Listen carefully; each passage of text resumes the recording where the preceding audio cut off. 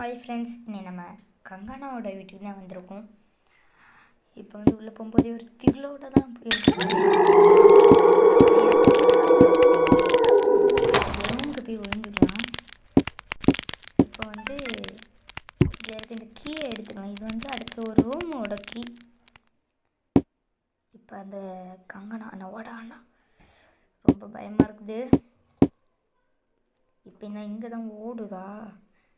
இப்போ பாருங்கள், இந்த சைடோட கிராஸ் ஆவா, அதுக்கப்புறம் தான் நம்மளால் போயிட்டா. கொஞ்ச நேரம் நின்று பார்ப்போம். திடீர்னு வந்துடுவா. இப்போ போய் இந்த ரூமோட கீன்னு தான் நான் சொன்னேன். இந்த ரூமுக்கு போய் பார்ப்போம்.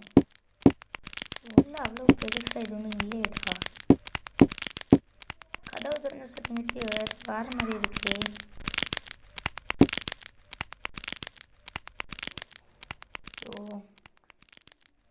நவரவும் முடியல. என்ன செய்ய?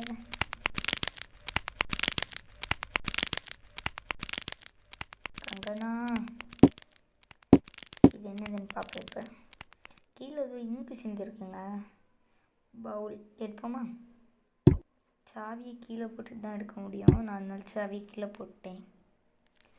இதில் உப்பு இதில் ஒன்றுமே இல்லை. சரி, எடுத்துக்கோம்.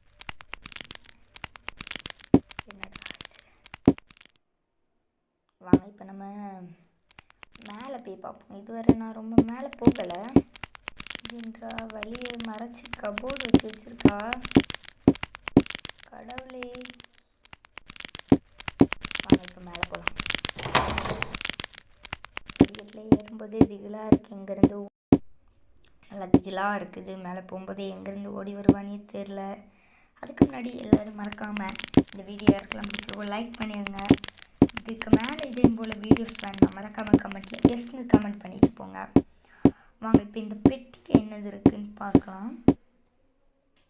டேப் வச்சுருக்காங்க. இந்த டேப் எதுக்கு யூஸ் ஆகும் தெரியலையே.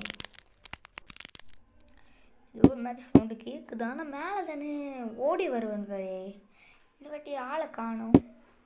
பயமாக இருக்குது.